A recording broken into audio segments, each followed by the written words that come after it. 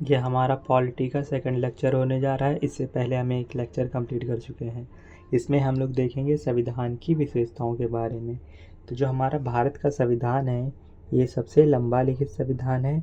मौलिक रूप से संविधान में 395 अनुच्छेद, 22 भाग और 8 अनुसूचियाँ थी, परंतु वर्तमान में इसमें 470 अनुच्छेद, 25 भाग और 12 अनुसूचियाँ हैं।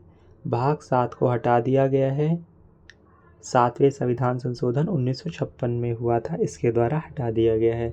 और नए भाग 4A, 9A, 9B, 14A जोड़ा गया है। 4A को 42वें संविधान संशोधन को और 14A को 42वें संविधान संशोधन से, 4A 14A दोनों को 42वें संविधान संशोधन से जोड़ा गया है। 9A 9B को 9A को 74वें और 9B को 97वें कॉन्स्टिट्यूशन अमेंडमेंट से जोड़ा गया है। जो ब्रिटेन का संविधान है, ये अलिखित संविधान है, लिखित संविधान नहीं है। संघवाद क्या होता है? संघवाद से तात्पर्य देश में एक से अधिक स्तर की सरकार के अस्तित्व से है।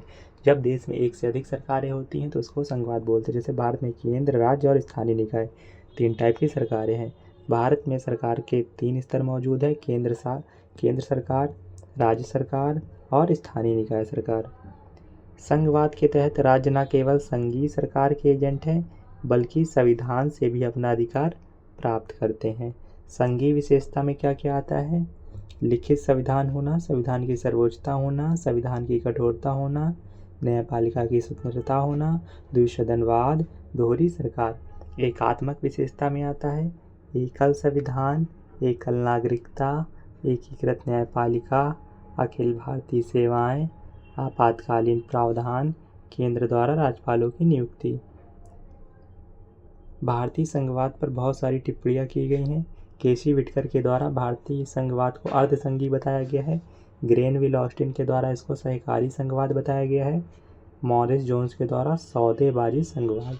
तो मॉरिस जोन्स ने सौदेबाजी संघवाद बोला है इसको, ग्रेनविल ऑस्टिन ने इसको सहकारी संघवाद, केसी विटकर ने इसको अर्धसंघी बताया है। सरकार का संसदीय स्वरूप। सरकार के मुख्य जो मेनली है वो 3 अंग हैं: विधायिका, कार्यपालिका, न्यायपालिका। विधायिका का काम है कानून बनाना, कार्यपालिका का काम है कानून लागू करना, न्यायपालिका का काम है कानून की समीक्षा करना। शक्तियों का पृथक्करण। सरकार के 3 अंगों के बीच अलगाव किया गया है शक्तियों का: विधायिका, कार्यपालिका, न्यायपालिका। मौलिक अधिकार। मौलिक अधिकार के अनुभाग को अक्सर भारतीय संविधान की अंतरात्मा के रूप में संदर्भित किया गया है। जैसे कि डॉक्टर भीमराव अंबेडकर ने अनुच्छेद 32 को संविधान की आत्मा कहा है।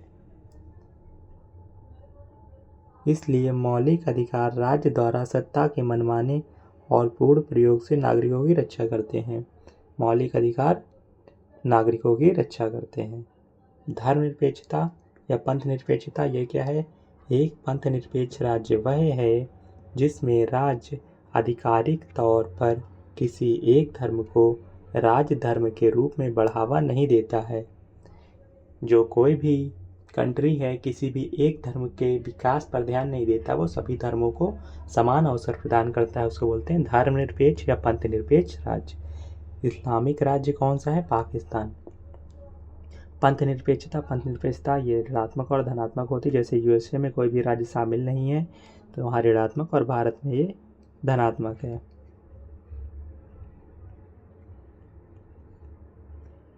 डॉक्टर भीमराव अंबेडकर का स्टेटमेंट है: कोई यह पूछना चाहता है कि क्या दुनिया के इतिहास में इस समय बनाए गए संविधान में कुछ नया हो सकता है? इतनी देर में बनाए गए संविधान में अगर कोई नई चीज़ हो सकती है तो वह है उसमें किए गए बदलाव, दोषों को दूर करना और देश की आवश्यकता के अनुसार समायोजित करना। तो डॉक्टर भीमराव अंबेडकर ने बताया कि अगर किसी भी संविधान को बनाने में इतना टाइम लगा है तो इसलिए लगा है क्योंकि उसमें जो त्रुटियां थी, दोष थे, उनको दूर किया गया है। और जो हमारा संविधान है ये कई स्रोतों से उधार लिया गया है। संविधान में मूल रूप से 8 अनुसूचियाँ थी और वर्तमान में हो गई हैं 12 अनुसूचियाँ। तो इसको याद करने की ट्रिक है tiers of old PM. Tier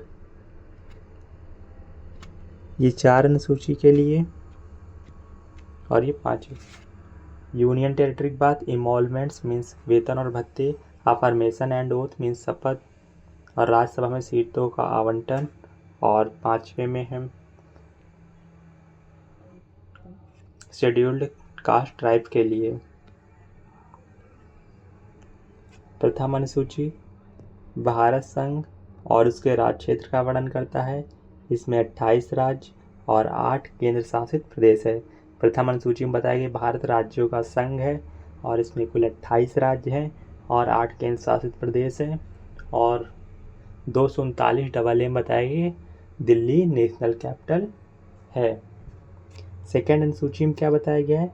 राष्ट्रपति, उपराष्ट्रपति, लोकसभा अध्यक्ष, उपाध्यक्ष, कंट्रोलर एंड ऑडिटर जनरल आदि को मिलने वाले वेतन, पेंशन एवं भत्ते के बारे में बताया गया है। थर्ड अनुसूची में क्या बताया गया है? संघ और राज्यों के बीच मंत्री, सांसद, विधायकों आदि की शपथ, controller and auditor general, supreme court और हाई कोर्ट के जजेस की भी। थर्ड अनुसूची में अफर्मेशन एंड ओथ, शपथ के बारे में। फोर्थ अनुसूची में क्या है? राज्यसभा में सीटों का आवंटन। फिफ्थ में क्या है? टीयर्स एस से शेड्यूल्ड कास्ट और ट्राइब के लिए क्षेत्र प्रशासन और नियंत्रण के बारे में उपबंध।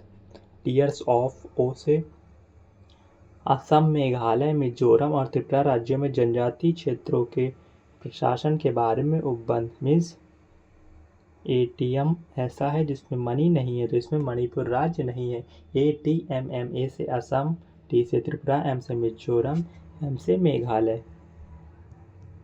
सातवीं अनुसूची में क्या है? संघ सूची, राज्य सूची और समवर्ती सूची। तो तीन सूचियों में बांटा गया है, संघ, राज्य और समवर्ती। संघ सूची में वे विषय डाले गए हैं जिसमें केवल हमारा सेंट्रल मीन्स केंद्र सरकार कानून बना सकती है। राज्य सूची में वे विषय हैं जिसमें केवल स्टेट कानून बना सकता है। समवर्ती सूची में वे विषय हैं जिसमें कि केंद्र भी बना सकता है, राज्य भी बना सकता है, लेकिन अगर दोनों ने बना दिया तो मान्यता होगी जो सेंट्रल गवर्नमेंट ने बनाया है उस पर। तो संघ सूची में आता है डिफेंस, रक्षा, बैंक, मुद्रा, विदेशी मुद्दे, संचार। और स्टेट में आती है हमारी पुलिस, कृषि, व्यापार और स्वास्थ्य। समवर्ती सूची में आएगा शिक्षा, वन, मापतौल, परिवार नियोजन और जनसंख्या, विवाह और अधिग्रहण। इसमें बहुत सारे विषय हैं। संघ सूची में लगभग 100 प्लस हैं, बट हमें जो मेनली याद करने हैं वो यही है। आठवीं अनुसूची टीयर्स ऑफ ओ से ऑफिशियल लैंग्वेज। इसमें भाषाओं के बारे में बताया गया है। मूल संविधान में 14 भाषा थी परंतु वर्तमान में है 22 भाषाएं। 21वें संविधान संशोधन हुआ 1967 में और इसके द्वारा सिंधी भाषा को जोड़ा गया। 71वां संविधान संशोधन होता है 1992 में और इसके द्वारा नमक, नेपाली, मणिपुरी, कोंकणी NMK, नेपाली, मणिपुरी, कोंकणी को जोड़ा गया। 52वें संविधान संशोधन हुआ 2003 में। इसके द्वारा BSDM को जोड़ा गया। कैसे? B से बोडो, S से संथाली, D से डोगरी और M से मैथिली। 96वां संविधान संशोधन हुआ और इसके द्वारा उड़िया भाषा को जोड़ा गया। शास्त्रीय भाषाओं की संख्या कितनी है? 1 2 3 4 5 6 प्लस 5 और भी जुड़ गई हैं। इसको याद करने की ट्रिक है, तू शुरू तो कर मैं आर्या। तू से तमिल, शुरू से संस्कृत, तो से तेलुगु, कर से कन्नड़, एम से मलयालम, आ से ओडिया। और अब शास्त्रीय भाषाओं की संख्या 11 हो गई है। 9वीं अनुसूची में किसके बारे में बताया गया है? भूमि सुधार से संबंधित पहला संविधान संशोधन 1951 के तहत 9वीं अनुसूची जोड़ी गई और उस टाइम जो PM थे वो पंडित जवाहरलाल नेहरू थे।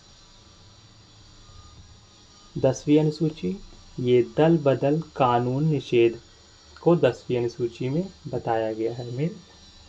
ये 52वें कॉन्स्टिट्यूशन अमेंडमेंट 1985 के तहत जोड़ी गई है। 52वें संविधान संशोधन 1985 के तहत 10वीं अनुसूची जोड़ी गई है। इसमें दल बदल विरोध दिखाया गया है।